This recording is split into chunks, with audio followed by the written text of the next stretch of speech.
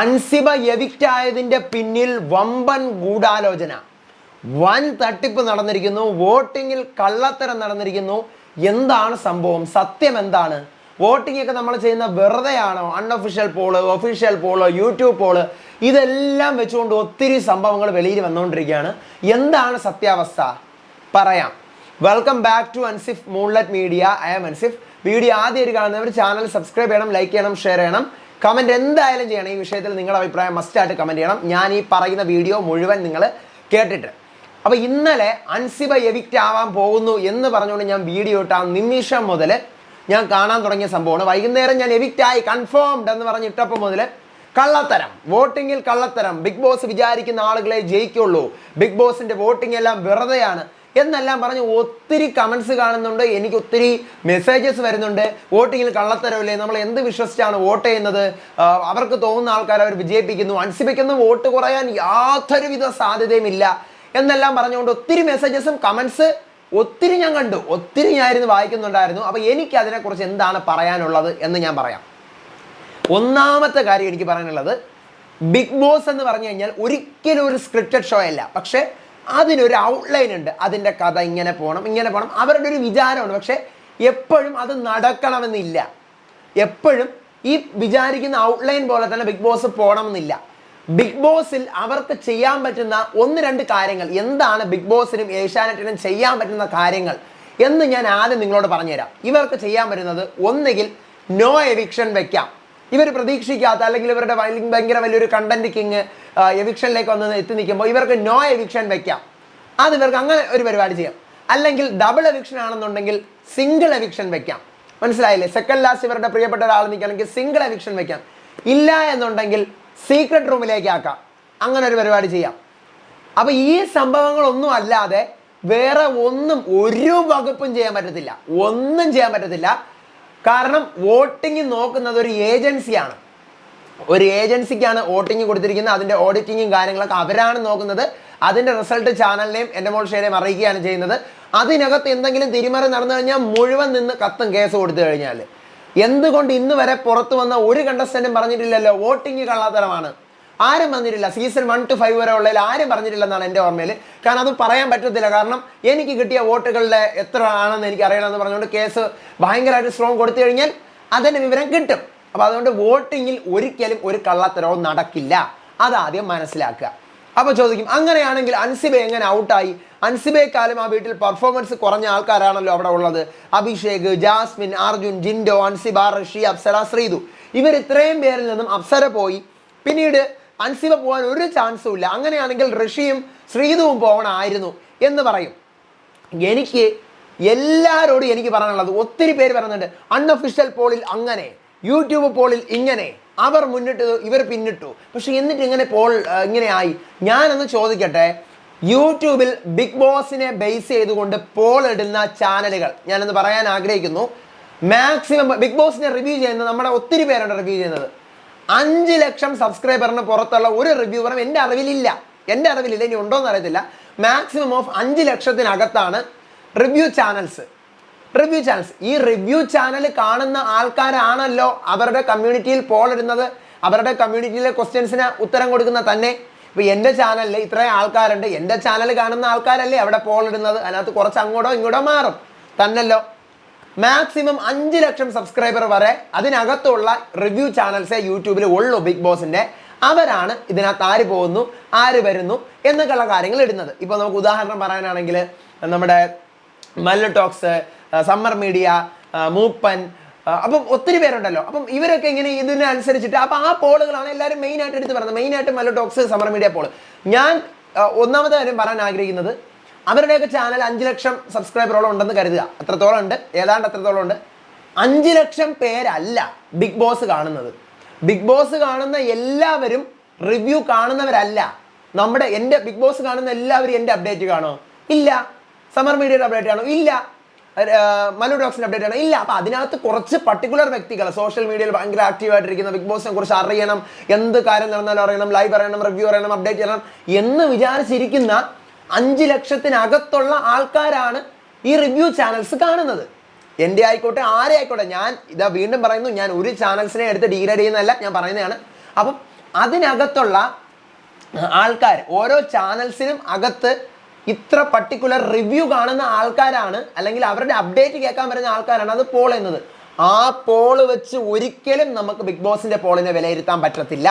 കാരണം big boss കാണുന്നത് 5 ലക്ഷം പേരല്ല, ബിഗ് ബോസിന് വോട്ട് ചെയ്യുന്നത് 5 ലക്ഷം പേരല്ല, 50 ലക്ഷം പേരും അല്ല, 1.5 കോടി ജനങ്ങളാണ് ബിഗ് ബോസ് കാണുന്നത്. അതിനകത്ത് ഒരു 75 ലക്ഷം ആൾക്കാരെങ്കിലും വോട്ട് ചെയ്യോ? പകുതി ആൾക്കാരുണ്ട്, 75 ലക്ഷം ആൾക്കാർ വോട്ട് ചെയ്യോ? ഈ 75 ലക്ഷം എന്തേ യൂട്യൂബ് പോളിൽ കാണുന്നില്ല? എന്തുകൊണ്ട് യൂട്യൂബ് പോളിൽ കാണുന്നില്ല? 5 ലക്ഷമേ നമ്മൾ യൂട്യൂബ് പോളിൽ മാക്സിമം നമ്മൾ നോക്കുമ്പോൾ വോട്ടിംഗ് താഴെ ആയിരിക്കും. 5 ലക്ഷം മാക്സിമം 5 ലക്ഷം വരെ നമുക്ക് കാണാം. അതിൽ കൂടുതൽ ആൾക്കാർ വോട്ട് ചെയ്യുന്നില്ല. ബാക്കി 70 ലക്ഷം ആൾക്കാരുണ്ട്. ഇവരാർക്കാണ് വോട്ട് കുത്തുന്നത് നമുക്കറിയാവോ? അപ്പൊ അത് ആദ്യം മനസ്സിലാക്കുക. പിന്നെ അപ്പൊ അതുകൊണ്ട് യൂട്യൂബ് പോൾ എന്ന് പറയുന്നത് നമുക്കൊരു ശരാശരി കണക്കെടുക്കാം. പലപ്പോഴും യൂട്യൂബ് പോൾ ശരിയായിട്ടുണ്ട്, മിക്കപ്പോഴും യൂട്യൂബ് പോളുകൾ ശരിയാണ്, നമുക്കറിയാം. പക്ഷേ ഈ പറയുന്ന പോലെ 5 ലക്ഷം പേരുടെ ഒരു ശരാശരി കണക്കാണ് നമുക്ക് കിട്ടുന്നത് തന്നല്ലോ. അത് ആദ്യം മനസ്സിലാക്കുക. ഇതാണ് യൂട്യൂബ് പോളിന്റെ കാര്യം, അതോടെ മാറ്റി വെച്ചിരിക്കുക. ഇനി അൺഒഫീഷ്യൽ പോൾ എന്ന് പറഞ്ഞു കഴിഞ്ഞാൽ അൺഒഫീഷ്യൽ ഉള്ള വെബ്സൈറ്റിനകത്ത് അൺഒഫീഷ്യൽ വെബ്സൈറ്റ് ഉണ്ടാക്കി അതിനകത്ത് പോയി വോട്ട് ചെയ്യുന്നവർ അത്രയ്ക്കും ഒരു ഇത് തിരക്കി പോകുന്നവർ ഉറപ്പായിട്ട് ഹോട്ട്സ്റ്റാറിൽ വോട്ട് ചെയ്യുന്നവരായിരിക്കും. ഉറപ്പായിട്ടും ഹോട്ട്സ്റ്റാറിൽ വോട്ട് ചെയ്യുന്ന ആൾക്കാരെ അൺഒഫീഷ്യൽ പോളിൽ വോട്ട് ചെയ്യത്തുള്ളൂ, അത് ഉറപ്പാണ്. പക്ഷേ ഞാൻ ഈ പറഞ്ഞ പോലെ അതിനകത്തും ഒരാൾക്ക് ഒന്നിൽ കൂടുതൽ അധികം വോട്ടുകൾ ചെയ്യാം. വെബ്സൈറ്റ് തുറക്കുന്നു, വോട്ട് ചെയ്യുന്നു, ബാക്ക് ഇറങ്ങുന്നു, വോട്ട് ചെയ്യുന്നു, അങ്ങനെ ചെയ്യാം. അപ്പോൾ അതുകൊണ്ട് അൺഒഫീഷ്യൽ പോളും നമുക്കൊരു ശരാശരി കണക്ക് പോലും ഒട്ടും പറയാൻ പറ്റാത്ത സാധനം അൺഒഫീഷ്യൽ പോളാണ്. യൂട്യൂബ് പോൾ പിന്നെയും നമുക്ക് ഇന്ന ആളായിരിക്കും നമുക്ക് പറയാം. അൺഒഫീഷ്യൽ പോൾ ഒരു കാരണവശാലും നമുക്ക് വിശ്വസിക്കാൻ പറ്റാത്ത ഒരു സാധനമാണ് അൺഒഫീഷ്യൽ പോളിങ്. ഓക്കെ, ഇനി അൻസിബയ്ക്ക് ഹോട്ട്സ്റ്റാറിൽ വോട്ട് കിട്ടിയില്ലേ എന്ന് ചോദിച്ചു കഴിഞ്ഞാൽ എൻ്റെ ഉത്തരം കിട്ടിയില്ല. അതുകൊണ്ട് തന്നെയാണ് എവിക്റ്റ് ആയത്. അല്ലാതെ ബിഗ് ബോസ് ഇതിനകത്ത് ഒരു കള്ളത്തരവും അവർക്ക് ചെയ്യാൻ പറ്റത്തില്ല. അത് ആദ്യം എല്ലാവരും മനസ്സിലാക്കുക. ബിഗ് ബോസിന് ഒരു കള്ളത്തരവും വോട്ടിങ്ങിന്റെ ഇതിൽ ചെയ്യാൻ പറ്റത്തില്ല. ഞാൻ നിങ്ങളോട് പറഞ്ഞ പോലെ അവർക്ക് നോ എവിക്ഷൻ ആക്കാൻ വേണമെങ്കിൽ ഡബിൾ എവിക്ഷനെ സിംഗിൾ എവിക്ഷൻ ആക്കാം, സീക്രട്ട് റൂം ആക്കാം. ഇതൊന്നും അല്ല. ഇപ്പൊ ഒരാളെ ഇടിച്ചു മാന്തി എന്നൊക്കെ പറയുമ്പോൾ ഈ പറയുന്ന പോലെ നമ്മുടെ ജാസ്മിൻ ജിൻഡോയെ അടിച്ച കേസിൽ എന്താ അവിടെ ഒന്നും ചോദിച്ചില്ല, ജയിലിൽ വെച്ച് അടിച്ചത് ഒന്നും ചോദിച്ചില്ല, റസ്മിൻ മുഖത്ത് കഴുത്തിന് കുത്തിപ്പിടിച്ചത് അതും ഒന്നും ചോദിച്ചില്ല. അപ്പൊ അങ്ങനെയൊക്കെയുള്ള ചില സംഭവങ്ങൾ അത് അവർക്ക് തോന്നും പോലെ ചെയ്യാം. മനസ്സിലായില്ലേ? വേണമെങ്കിൽ അവർക്ക് എവിക്റ്റ് ആക്കാമായിരുന്നു, റസ്മിനെ ഇജക്റ്റ് ആക്കാമായിരുന്നു, ചെയ്തില്ലല്ലോ.